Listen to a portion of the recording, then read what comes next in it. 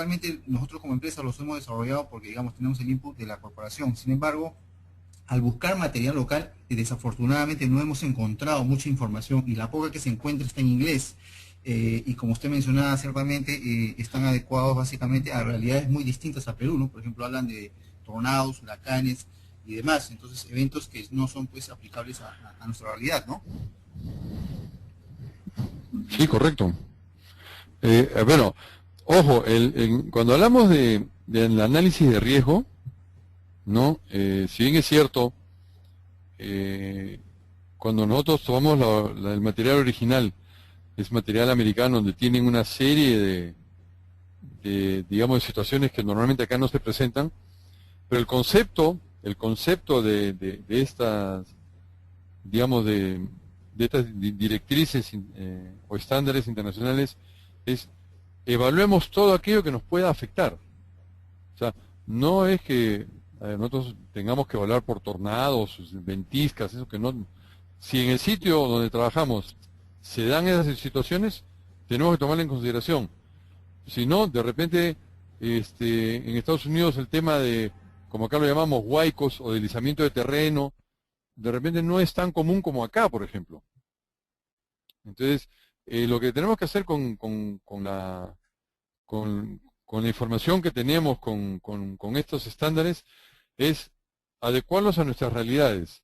Tenemos que evaluar, usemos esa herramienta, porque la herramienta es un procedimiento, una metodología que nos va a permitir hacer un buen análisis, un análisis donde no dejemos cosas al aire y que después nos puedan, esas pequeñas cosas que podrían haber sido importantes y que se nos pasó por alto, podría afectarnos o generarnos un daño mayor del esperado, ¿no?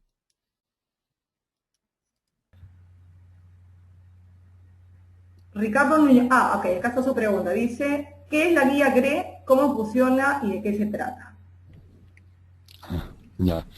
A ver, la guía GRE es la guía internacional que detalla todos los elementos químicos que se usan en toda la industria internacional. Ahí están detallados, por ejemplo, qué tipo de elemento es, cómo afecta al organismo, en caso de que si alguien le cae o lo toma, qué acciones médicas hay que hacer, si hay un derrame, qué tipos de acciones hay que tomar. La guía GRE es una guía que se utiliza para todo lo que es, para todas aquellas empresas que usan y manejan cualquier tipo de material contaminante. Por ejemplo, yo he trabajado en una institución donde lo único que había contaminante era, por ejemplo, cloro, para clorinar el agua. Y a raíz de esa situación, tuvimos que seguir digamos, nosotros tuvimos un curso de manejo de material peligroso, porque el caso del cloro es un tema muy particular, es altamente venenoso, es inoloro, incoloro, insípido, y nosotros tuvimos que hacer un curso y nosotros manejamos nuestra guía GRE para todo el tema, en caso de que hay un derrame, lo que sea, cómo y qué acciones hay que tomar y cómo atender a las personas que tengan un tipo de derrame. Cuando uno adquiere la guía GRE, en las primeras páginas le va a indicar cómo se utilizan, porque hay una sección naranja, una sección verde, una sección amarilla. Y ahí le va a indicar, ¿no? En la sección verde ve todos los elementos y cuál es su composición y cuál es su riesgo. En el tema B, cómo se transporta; en el tema amarillo, cómo lo atiende en caso de derrames y todo.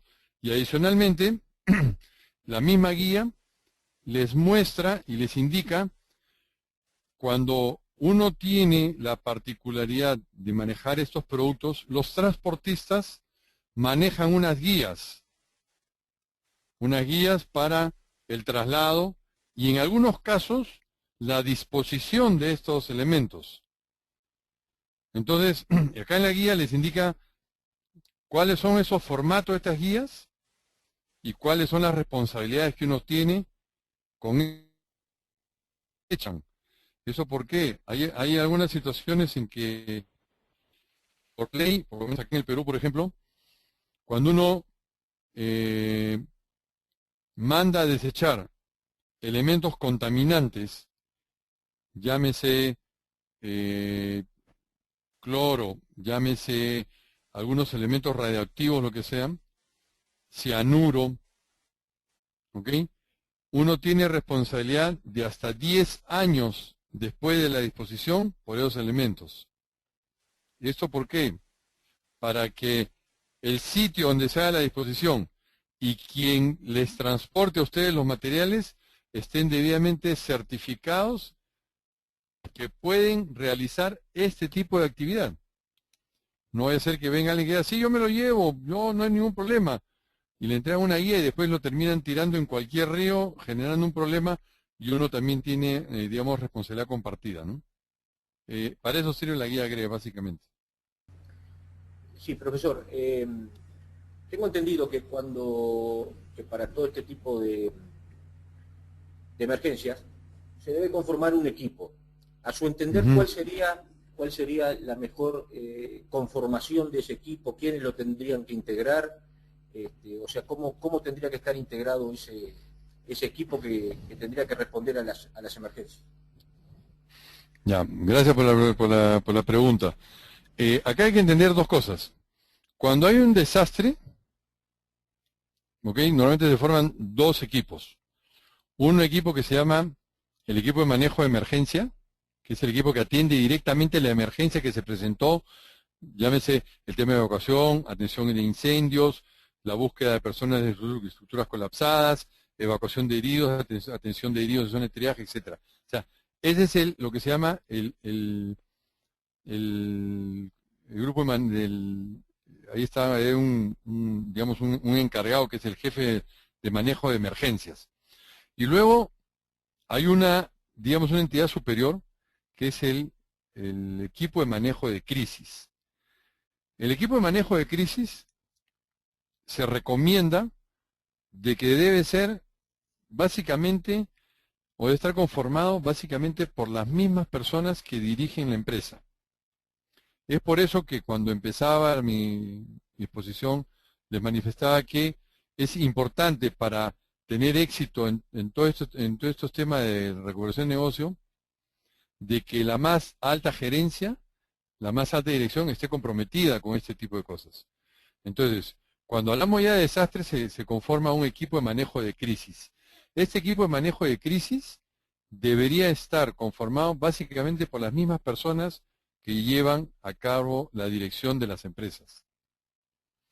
Eventualmente, por las características particulares de cada persona, es posible que no podamos contar con alguna de ellas. Yo siempre pongo un ejemplo, y no es por hablar mal de las mujeres, pero ocurre muchas veces que tenemos señoras que trabajan en nuestros centros de trabajo, y cuando hay un sismo o algo, lo único que agarran es la llave de su carro y salen corriendo a recoger a sus hijos. Es algo normal, es natural. Entonces, si yo dentro de mi organización tengo una persona, o de repente tenemos un varón, que a la hora que hay un terremoto, un sismo, simplemente se toque nervios y no hay manera de que reaccione. Entonces, este tipo de personas, cuando identifican este tipo de problemas, tenemos que tomar en consideración, por muy directores que sean, de que verdaderamente a la hora del problema no nos van a ayudar a poder solucionar lo que se presenta. Entonces tenemos que buscar dentro de su línea de mando quienes pueden asumir esos cargos. Y siempre en estos equipos tenemos que tener titulares y alternos. ¿Por qué? Porque el titular de repente, el día que ocurrió el sismo, el titular estaba de vacaciones y estaba veraneando en cualquier sitio con su familia. Ya tiene todo el derecho, pero tiene siempre alternos que pueden cubrir el espacio y pueden cumplir con la función. Lo que es importante cuando nosotros nombremos a estas personas es que estas personas tienen que tener capacidad de decisión. O sea, no puede ser una persona que la sentemos ahí por llenar el espacio y que cuando le digan, bueno, necesitamos, por decir que consigas 4 camiones, un ratito que voy a preguntar. O sea, eso no nos ayuda a solucionar el problema. Entonces, cuando se presentan estos, normalmente tenemos, cuando hablamos de un sismo pequeño, donde no hay mayor cosa, tenemos un comité de manejo de emergencias. Es el comité de manejo de emergencias que normalmente va presidido por el gerente de seguridad, el encargado, la máxima autoridad de seguridad de la empresa. Y cuando ya hablamos de temas mayores, se forma el comité de crisis, donde el comité de crisis debería estar presidido por el más alto directivo de la empresa. ¿Tiempo en promedio debería revisarse un plan de emergencia? Ya, a ver. Escolásticamente, el plan de emergencia debe revisarse una vez al año. Pero, señores, nuestro plan de emergencia se debe revisar cada vez que se cambia personal, sobre todo cuando el que se ha cambiado tiene alguna función dentro del plan. Cada vez que cambiamos un proceso, supongamos que nosotros dentro de nuestro plan decíamos, por decir, el camión saldrá con el producto y transitará por la avenida X. Pero resulta que a los 3 meses la municipalidad decide que esa avenida la va a remodelar. Entonces tenemos que cambiar nuestra ruta por otro lado. Eso alteró nuestro plan totalmente. Entonces en ese momento nuestro plan tiene que ser inmediatamente revisado y adaptado a la nueva situación que se presente. Si nosotros construimos una instalación adicional o destruimos parte de la instalación, entonces el plan debe ser revisado en ese momento. Es por eso que le digo, nuestro plan debe ser un plan vivo, que se mueva con la empresa, que esté atento a los cambios y que inmediatamente se adecue a los cambios. Entonces, eso va a hacer que nuestro plan, cuando requiramos ponerlo en práctica, realmente funcione.